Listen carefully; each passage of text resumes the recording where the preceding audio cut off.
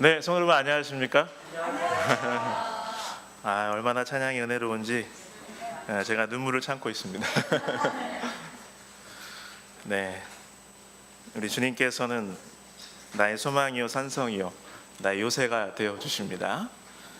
여러분의 병상에서 또 여러분의 각종 삶의 영육간의 어려움에 있는 분들에게 하나님께서 기쁨과 평안과 생명이 가득한 치유의 안식일을 주시기를 간절히 바랍니다. 네, 오늘은 열왕기하 3장에 있는 말씀을 가지고 인생의 위기를 극복하는 비결이라는 이런 제목으로 함께 은혜를 나누고자 합니다. 오늘 함께 나눌 하나님의 말씀은 열왕기하 3장인데요.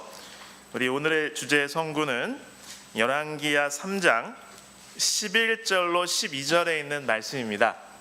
네, 우리 여러분 성경책을 펴시고 또 화면을 보셔도 좋고요. 함께 소리를 맞추어서 같이 읽어보시겠습니다. 함께 읽으실까요? 여호사밧이 이르되 우리가 여호와께 물을 만한 여호와의 선지자가 여기 없느냐 하는지라.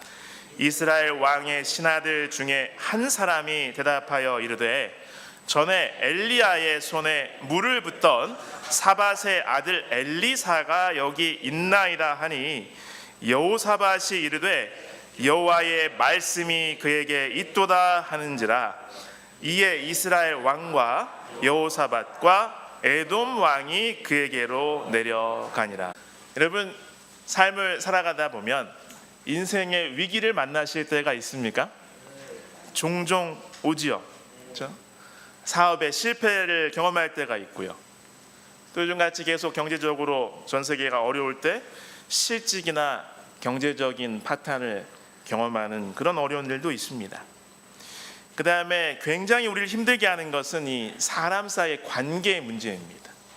특별히 부부간의 갈등이 있다든지 자녀와 또 부모가 심각하게 갈등이 있다든지 하면 참 괴롭고 어렵습니다. 그리고 건강이 악화되기도 합니다. 그렇죠? 예상치 못한 사고로 인해서 어려움을 당하기도 하고 또 재난과 재해를 만나기도 합니다. 우리가 오늘 살펴볼 열왕기하 3장은요, 이렇게 인생에서 우리가 만날 수밖에 없는 여러 가지 크고 작은 위기를 극복하는 비결이 담겨 있는 말씀입니다. 굉장히 이야기가 재미있고요. 우리 드라마틱한 구성이 되어 있습니다. 우리가 중고등학교 때 보면 이 그 소설이라든지 이런 극이 있으면 이렇게 내용의 전개가 있다 이렇게 얘기하잖아요. 그것처럼 이 발단, 전개, 위기, 절정, 결말 이렇게 이러한 스토리가 나와 있습니다. 오늘 저는 여러분들과 함께 이 말씀을 같이 묵상하면서 우리의 삶의 위기를 극복하는 비결을 다시 한번 우리 마음속에 새기기를 원합니다. 우리 배경이 이 앞부분에 나와 있는데요. 열왕기하 3장 1절로 4절에 있는 말씀을 제가 읽겠습니다. 열왕기하 3장 1절부터 4절에 있는 말씀을 제가 낭독하겠습니다. 유다의 여호사밧 왕 18째 해에 아합의 아들 여호람이 사마리아에서 이스라엘을 12해 동안 다스리니라. 그러니까 북방 이스라엘과 남방 유다가 분리되어 있을 그 시대의 이야기입니다. 2절, 그가 여호와 보시기에 악을 행하였으나 이스라엘의 왕들은 별로 선한 왕들이 거의 없었죠.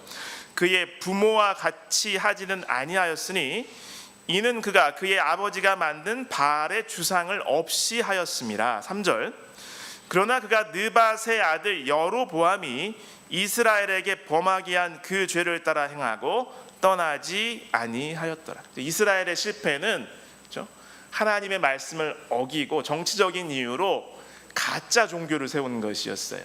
모조품 종교. 그건 어쩔 수가 없었어. 그것이 계속해서 이스라엘 백성들을 괴롭혔습니다. 4절, 모압 왕 메사는 양을 치는 자라 새끼 양 10만 마리의 털과 순양 10만 마리의 털을 이스라엘 왕에게 바치더니.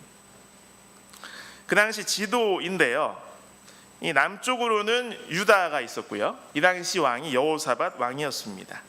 그런데 중간에 이제 이스라엘의 왕이 바뀌었지요. 아합의 아들 여호람 왕이 등극을 하게 됩니다. 그런데 우리 사해 오른쪽에 이 모압이라는 나라가 있었는데 그 당시 약했기 때문에 이스라엘 왕에게 계속 조공을 바쳐왔다는 것입니다. 이 사건의 등장인물이 나오는데요, 남방 유다 왕 여호사밧입니다. 여호사밧 왕은 하나님을 신실히 섬기는 선한 왕이었습니다. 그리고 북방 이스라엘 왕인 여호람입니다. 그 악명 높은, 그렇죠? 네, 그렇죠. 정말 부인만 하자는 대로 다 하면서 나라를 망쳐놨던 아합 왕의 아들이었어요. 형 아하시아가 즉위한 지 2년 만에 죽자 왕위를 계승한 왕이 여호람 왕이었습니다. 그 다음에 모압 왕 메사가 나오는데, 아합은 나름대로 이렇게 강성해서 계속 모압은 이스라엘에게 조공을 바치다가 아합이 죽으니까 잘 됐다 싶어서 이제 조공을 이제 나는 우린 못한다 이렇게 하면서 그랬다는 것입니다. 에돔 왕이 나오는데 모압 남쪽입니다. 유다랑 가깝죠. 이 당시 에돔도 약해가지고 이 유다, 남방 유다의 봉신이었어요. 그 다음에 우리가 이제 나중에 우리 주제 선고에도 봤지만 엘리사 선지자가 등장합니다. 선지자 엘리야의 뒤를 이어서 사명을 받고 선지자로 봉사하고 있었죠. 이 사건의 발단은 이렇습니다. 아합이 죽은 김에 모압이 이제는 우리도 좀 굴욕을 좀 면해보자 그랬는지 이제는 조공 못 드립니다 이렇게 나온 거예요. 그래서 이스라엘 왕을 배반한지라라고 되어 있어요.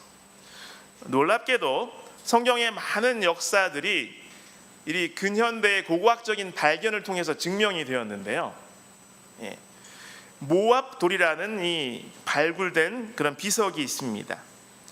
1868년 8월에 발굴되어 있는데 현무암 재질의 검정색의 이 비석에는요, 이 당시의 상황이 다 나와 있습니다. 이 모압 돌이기 때문에 모압 쪽 모압 왕의 그 어떤 업적 같은 걸 쭉 기록해 놨는데 이 이스라엘과의 관계가 나와 있어요. 그래서 이 아합 그 오므리 왕조잖아요. 오므리는 이 국가적으로는 좀 어떤 국방적으로는 되게 강성했습니다. 자기를 압박했다 뭐 이런 거 나오고. 그런데 이제 모압 왕 메사가 전쟁을 벌여가지고 모압 땅을 많이 찾아오고 우리나라를 이롭게 했다 뭐 이런 얘기를 나옵니다. 그리고 이스라엘이 섬기는 이 유다 백성이 섬기는 이 야훼 여호와 하나님의 이름도 나옵니다. 성경에 나오는 여러 지명들이 언급되어 있습니다. 여러분, 우리가 사랑하는 이 성경 말씀은 단지 우리에게 신앙적인 진리만을 알려주는 책이 아니라 역사적인 진실을 기록한 진리의 책임을 기억하시길 간절히 바랍니다.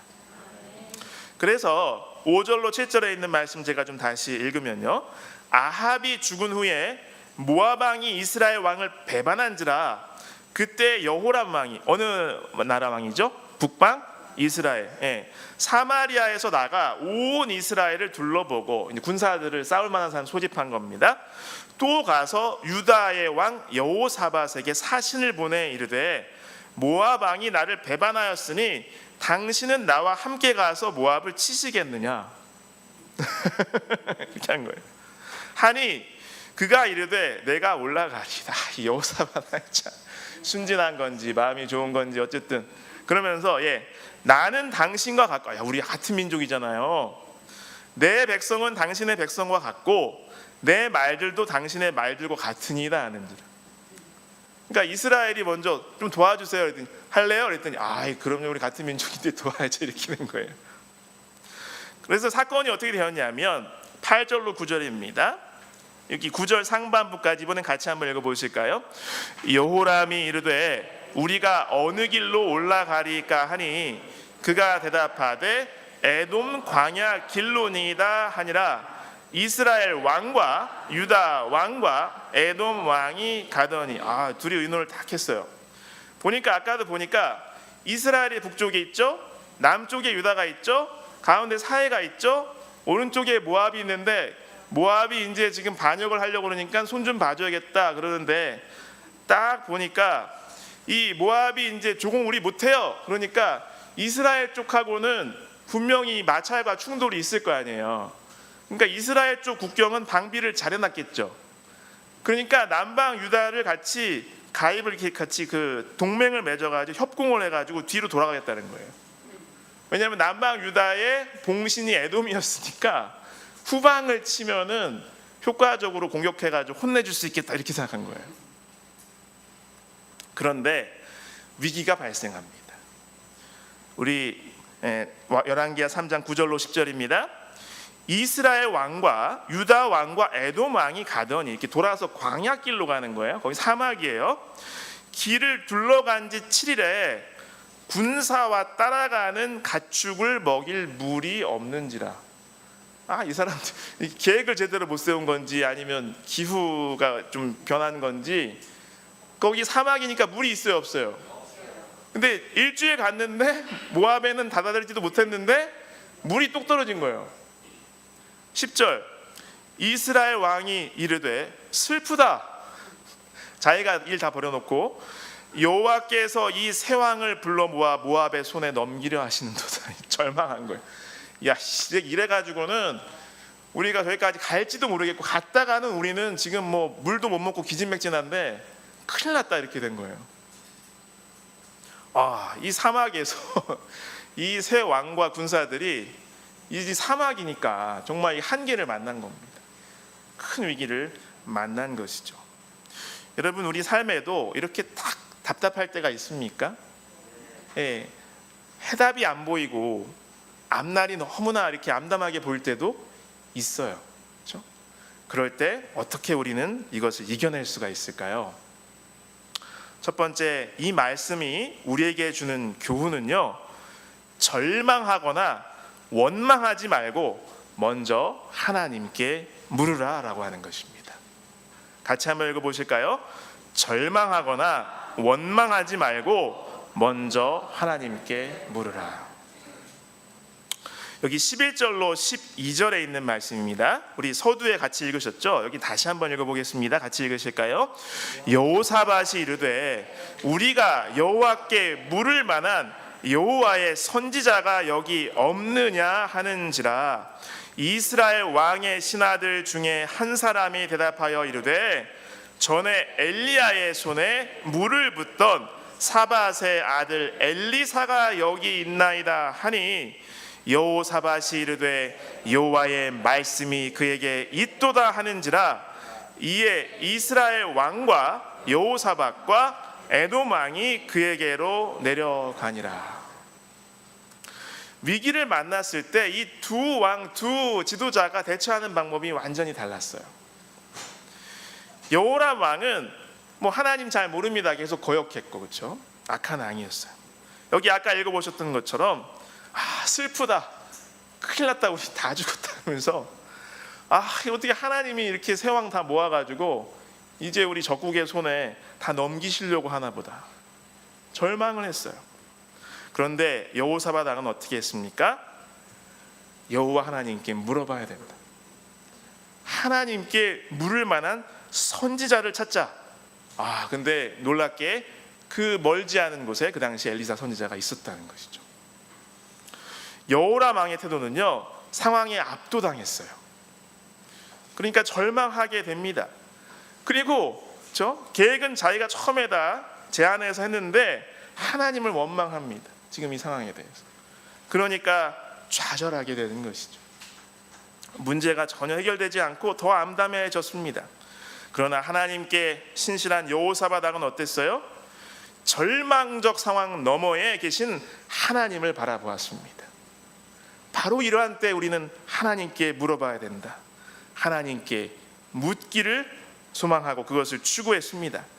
마침내 뒤에 보면 하나님의 응답을 듣게 됩니다. 절망적인 암담한 위기 상황을 해결할 수 있는 방법을 찾게 되고 문제가 해결되고 오히려 그것을 통해서 상황이 역전되어서 큰 성공과 승리를 거두는 모습을 볼 수가 있습니다. 여러분, 우리의 삶에서도요, 여러 가지 작고 큰 위기를 만나시거든 절망하거나 원망하지 마시길 간절히 바랍니다. 우리에게는 하나님이 계십니다. 먼저 하나님께 물어보시길 간절히 바랍니다. 상황에 압도당하지 마시고 그 너머에 계신 우리를 압박하는 그 위기보다 비교할 수 없을 만큼 크신 하나님을 바라보시길 간절히 바랍니다. 하나님께 원망하기보다 하나님의 뜻이 어딘지 찾으시기를 간절히 바랍니다. 하나님께서 응답하실 것입니다. 하나님께서 우리에게 지혜를 주시고 우리의 상황을 바꿔 주실 것입니다. 두 번째, 이 말씀을 통해서 배우는 위기 극복의 비결은요, 내 취향과 고집을 앞세우지 말고 하나님께 신실한 사람을 따라가라라고 하는 것이에요. 내 취향과 고집을 앞세우지 말고 하나님께 신실한 사람을 따라가라 하는 것이죠. 이제 이야기는 점점 더 흥미로워지는데요, 12절로 15절에 있는 말씀을 제가 보겠습니다. 여호사밧이 이르되 여호와의 말씀이 그에게 있도다. 그 선지자라면 하나님의 뜻을 보여줄 수 있습니다. 갑시다. 해서 이스라엘 왕과 여호사밧과 에돔 왕이 갔어요. 13절 마침내 만났습니다. 엘리사가 딱 보니까 새 왕이 지금 엄청 다급해서 물도 못 마시고 죽을 둥 살둥해가지고 이렇게 온 거예요. 절박해가지고. 근데 이스라엘 왕에게 말합니다. 이스라엘 왕에게 이르되 내가 당신과 무슨 상관이 있나이까? 당신의 부친이 누구요? 아합, 그 악명 높은 선지자들과 당신의 모친 이세벨의 선지자들에게로 가소서 하니 이스라엘 왕이 그에게 이르되 그렇지 아니하나이다. 지금 죽겠으니까요. 여호와께서 이 세 왕을 불러 모아 모압의 손에 넘기려 하시나이다. 또 이제 하나님 때문에 우리가 이렇게 어렵게 되었다 이렇게 원망을 합니다. 그러니까 하나님께 묻겠다는 것이죠. 14절 엘리사가 이렇게 이야기합니다. 같이 읽겠습니다. 엘리사가 이르되 내가 섬기는 만군의 여호와께서 살아 계심을 두고 맹세하노니 내가 만일 유다의 왕 여호사밧의 얼굴을 봄이 아니면 그 앞에서 당신을 향하지도 아니하고 보지도 아니하였으리이다. 이스라엘 왕 당신 오셨으면 나 만나주지도 않았습니다. 내가 솔직히 그런데 누구 얼굴 때문에? 여호사밧 왕 얼굴 때문에, 하나님께 진실한 여호사밧 왕 얼굴 때문에 좀 만나주는 거예요. 이렇게 이야기합니다. 그러면서 형편을 다 알고 15절 이제 내게로 검은고 탈 자를 불러오소서 하니라. 검은고 타는 자가 검은고를 탈 때에 예배를 드린 거, 찬양 예배 드린 거예요. 예배를 드리고 여호와의 손이 엘리사 위에 있다. 엘리사를 통해서 하나님 뜻을 보여주신 거죠. 딱 보니까요, 이 여호람 왕은요 덩달아 구출된 거예요. 계속해서 하나님을 거역하던 악한 왕이었습니다. 그러나 하나님을 신실히 섬기는 여호사밧 왕과 동행하였더니 위기로부터 구원받게 되었습니다. 하나님을 신실히 섬기는 여호사밧 왕이 선지자한테 가야 됩니다. 그냥 따라갔어요. 갔더니 위기로부터 덩달아 구원받게 되었습니다. 여러분, 누구를 따라가느냐가 중요합니까? 매우 중요합니다. 여러분, 여행을 잘 하려면 누구를 잘 만나야 돼요? 그렇죠. 가이드 잘 만나야 됩니다. 잘 따라가야 됩니다. 여러분, 공부 잘하려면 누구 잘 만나야 돼요? 그렇죠. 선생님, 공부 잘하는 친구, 그렇죠. 이런 멘토 될 만한 사람. 선생님 잘 만나야 돼요. 여러분, 우리가 때때로 많이 아프죠. 요즘 전염병도 돌고. 치료 잘 받으려면 누구 잘 만나야 돼요? 그렇습니다. 하나님 잘 만나야 됩니다. 아멘. 여러분, 이 아침에 우리 마음에 손을 얹고 우리의 삶을 돌이켜봤으면 좋겠습니다. 나는 누구를 따라가고 있는가 하는 것입니다. 나는 누구를 많이 생각하고 누구에게 가장 많이 열광하며 누구의 행동을 흉내내고 모방하고 있는가? 내가 따라가고 있는 사람은 하나님께 신실한 사람입니까? 그렇지 않은 사람입니까? 여러분, 하나님께 신실한 사람을 따라가시길 간절히 바랍니다. 하나님께 신실한 사람과 친하게 지내시길 간절히 바랍니다. 그리고요, 그것을 넘어서 내가 하나님께 신실한 사람이 되어서요, 나랑 동행한 사람을 구원하시길 간절히 바랍니다. 그래야 위기를 혹시 만나게 되더라도 극복할 수 있습니다. 하나님의 응답과 하나님의 뜻을 발견하고 도우심을 체험하게 될 것입니다. 그래서 위기 극복의 올바른 방향이 여기서 등장하는데요, 여호람 왕은 잘 몰랐어요. 하나님을 그다지 생각하지도 않았고 두려워하지도 않았습니다. 그러나 하나님께 신실한 여호사밧 왕을 따라갔어요. 여호사밧 왕은 하나님께 신실한, 하나님께서 사용하시는 선지자 엘리사에게 갔습니다. 따랐습니다. 위기를 극복할 수 있는 해법을 알려주었습니다. 여러분, 인생의 위기를 만나시거든 나의 취향과 나의 생각, 나의 경험, 나의 지혜, 나의 고집을 앞세우지 마시길 간절히 바랍니다. 하나님께 신실한 사람을 따르시길 간절히 바랍니다. 세 번째, 위기를 극복하는 세 번째 비결은요, 내 상식과 논리에 맞지 않더라도 하나님의 명령에 순종하라라고 하는 것입니다. 같이 읽어보겠습니다. 내 상식과 논리에 맞지 않더라도 하나님의 명령에 순종하라. 15절부터 20절입니다. 제가 읽겠습니다. 15절 아까 읽었지요. 엘리사가 말합니다. 이제 내게로 검은 고 탈 자를 불러오소서 하니라. 검은 고 타는 자가 검은 고를 탈 때에 여호와의 손이 엘리사 위에 있더니 16절 그가 이르되 여호와의 말씀이 이 골짜기에 개천을 많이 팔아 하셨나이다. 뭐 하라고요? 지금 골짜기 뭐예요? 지금 사막이잖아요. 물 하나도 없어요.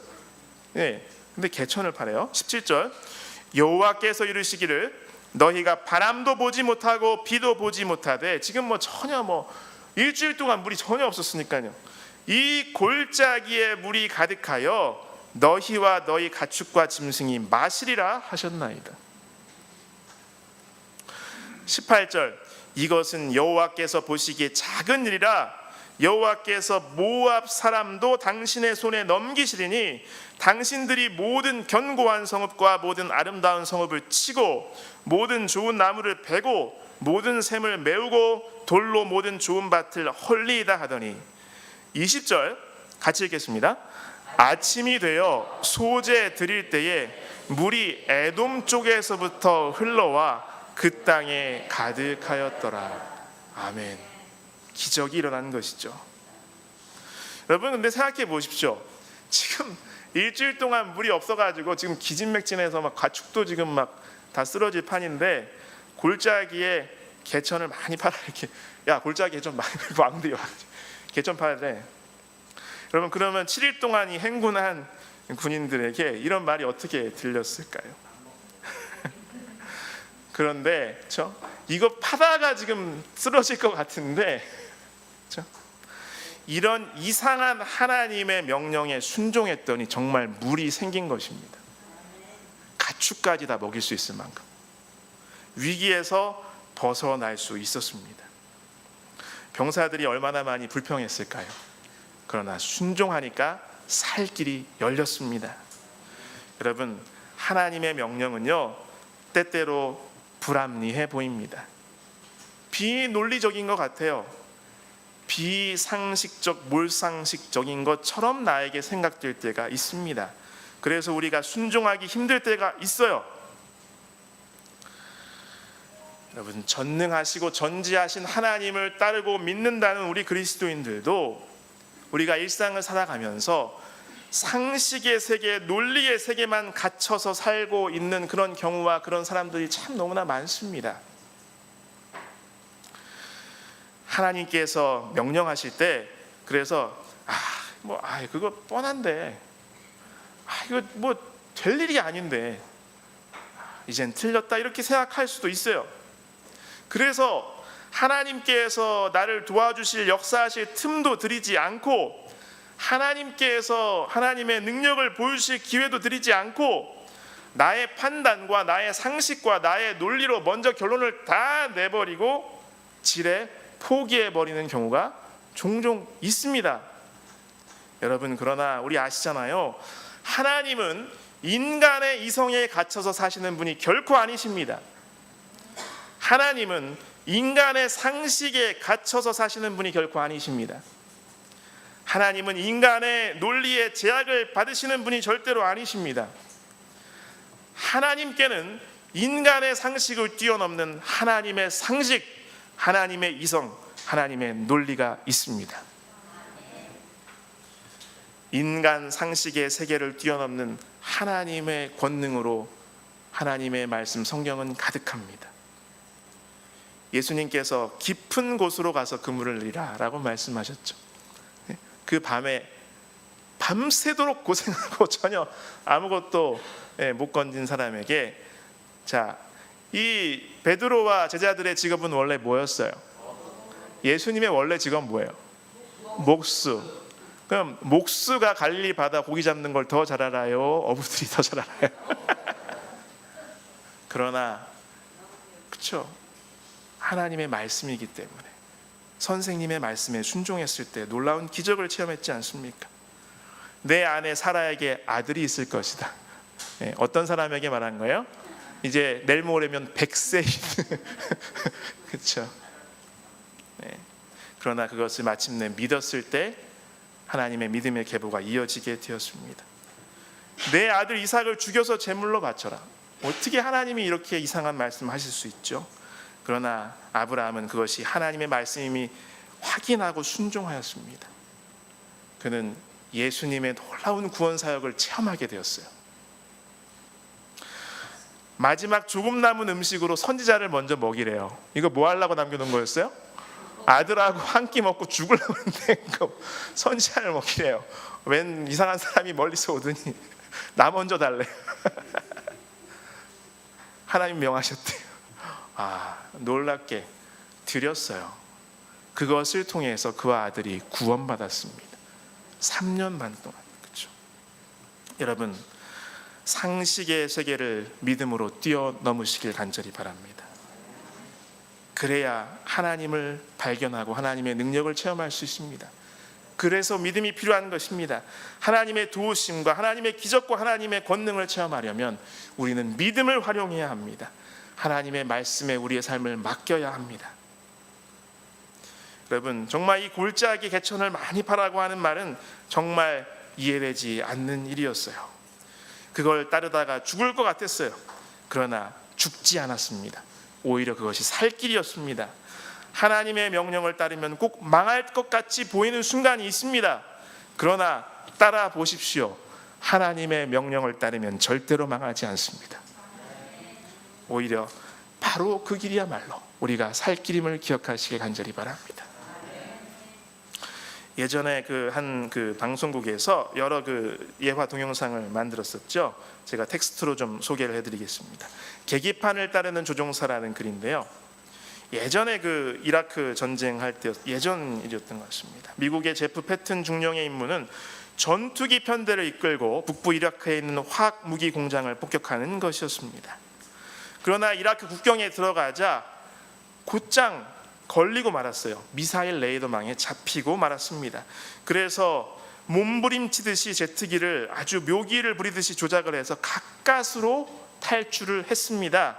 그런데 그 순간 너무 격렬하게 비행기를 옮기다 보니까 이 조종사의 귀가 손상이 된 거예요. 반고리관이 손상되면 어떻게 됩니까? 우리 가다가도 쓰러지죠. 좌우나 위아래를 전혀 구분을 못하게 됩니다. 그래서 위험은 벗어났는데 내가 이제 이 비행기가 오른쪽으로 돌면서 이제 위로 좀 올라가면 된다 했는데 사실은 반대로 떨어지고 있었어요. 바깥은 또 달빛, 별빛조차도 없었습니다. 보통 폭격은 밤에 합니다. 알아볼 수도 없습니다. 그래서 이 조종사가 나의 경험과 생각으로 인식하기에는 이제 더 올려서 이제 가야 될 것 같아요. 위로 상승해야 될 것 같은데, 근데 계기판을 보니까 추락하고 있는 거예요 지금. 그래서 그 순간에 갈등이 심하게 됐습니다. 이게 내가 베테랑인데 내 느낌대로 할 것인가? 이 F-15 전투기의 계기판을 믿어야 될 것인가? 그런데 그는 계기판을 따르기로 했습니다. 중력의 7배, 엄청난 몸에 충격을 받으면서 기술을 위로 올렸습니다. 700m 고도에서 간신히 산을 피해서 갔습니다. 여러분, 신뢰란 하나님께서 우리에게 가장 좋은 것이 무엇인지를 아신다는 것은 믿는 것입니다. 하나님의 뜻이 우리의 생각과 정반대라 할지라도 우리는 하나님의 계기판을 신뢰해야 됩니다. 그래야 우리는 땅에 부딪히지 않고 하늘을 향해서 갈 수가 있습니다. 여러분, 믿음으로 상식의 세계를 뛰어넘는 새로운 한 주 되시길 간절히 바랍니다.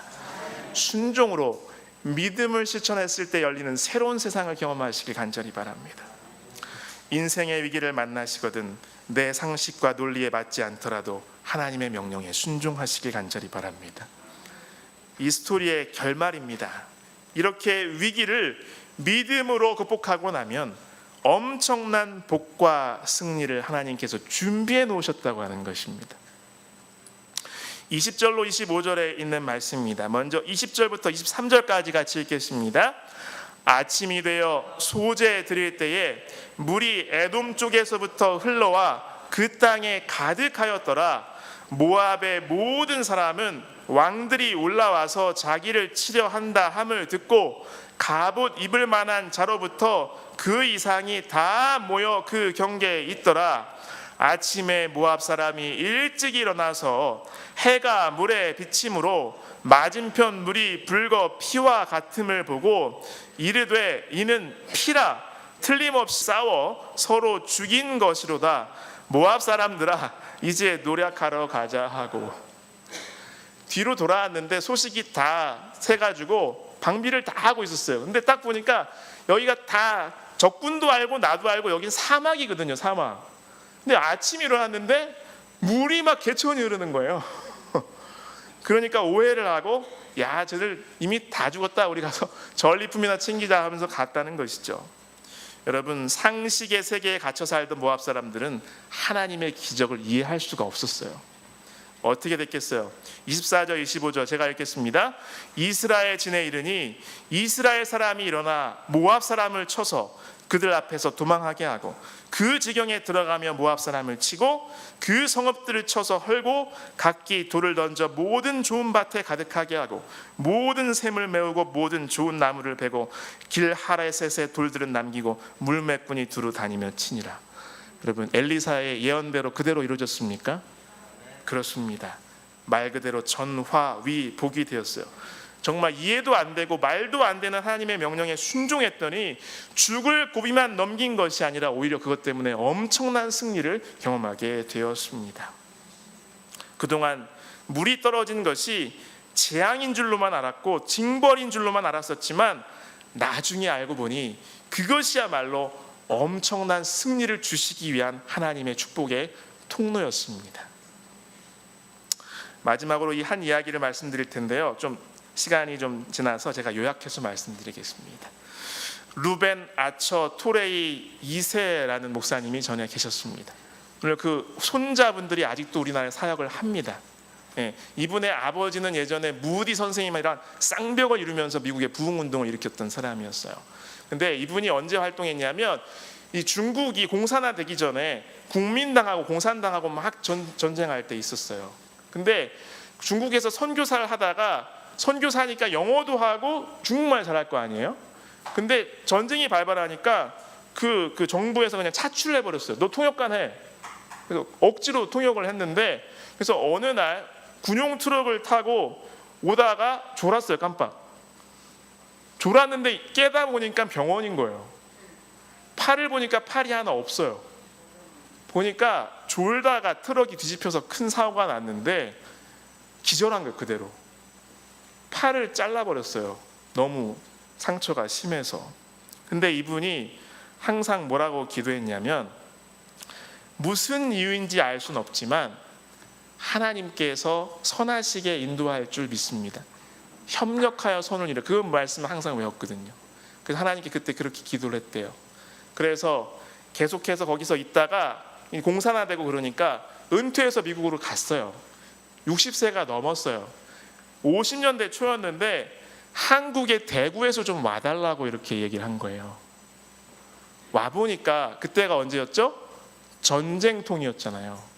그러니까 이 부상당해서 이 그런 절단, 수족 절단이나 이런 환자들이 너무 많은 거예요. 근데 이분이 자기가 이렇게 그 장애를 입어서 미국에서 의수를 사용하면서 은퇴한 가정 중에 의수를 만드는 것까지 배웠어요. 그래서 이분이 우리나라에 오니까 절단 장애인 이런 사람들이 천진 거예요. 근데 우리나라에 그 당시 의수 의족을 만들 수 있는 사람이 없었거든요. 그래서 이분이 그걸 시작한 겁니다. 그래서 그때 이분이 이렇게 기록했다는 것이죠. 이렇게 고백하셨습니다. 하나님, 저에게 이 일을 맡기시려고 몇십 년 전에 저의 팔을 가져가셨군요.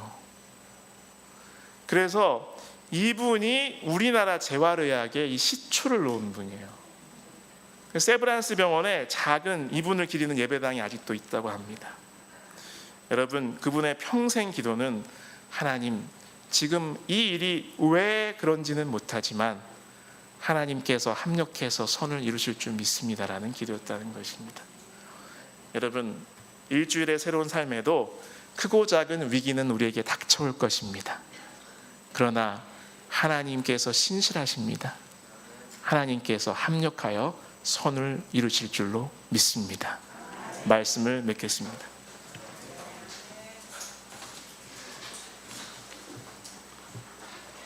네, 우리 말씀의 은혜를 생각하시면서 우리 찬미 565장 찬미하겠습니다.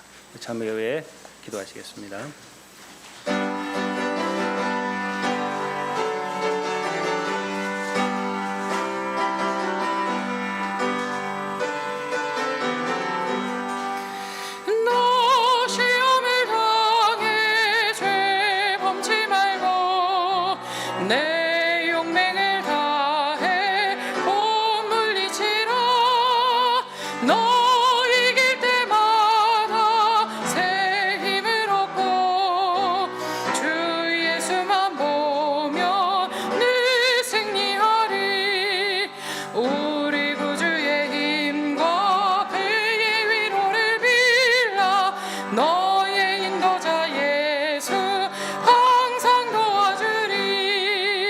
내 친구를 삼가 잘 선택하고 내 언행을 삼가 늘 충성하러 내 열심을 다해 늘 충성하고 온 정성을 다해 주 섬기어라. 우리 구주의 힘과 그의 위로를 빌라. 너의 인도자 예수 항상 도와주리. 잘 이기는 자는 상 받으리니 너 낙심치 말고 늘 전진하라. 내 주 되신 예수 힘 주시리니 주로 늘 승리하리. 우리 구주의 힘과 그의 위로를 빌라. 너의 인도자 예수.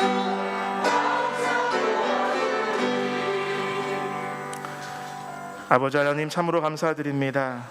이 시간 진실된 마음으로 주님 앞에 머리 숙이며 우리의 위기를 복으로 승리로 바꿔주시는 하나님을 신뢰하는 주의 아들과 딸들에게 우리 예수 그리스도의 그 한량없는 은혜와 하나님 아버지의 무한하신 사랑과 성령 하나님의 우리의 마음을 어루만지시며 자라게 하시며 교통하시는 그 은혜가 이제로부터 영원토록 함께하여 주시기를 간절히 축원하옵나이다. 아멘.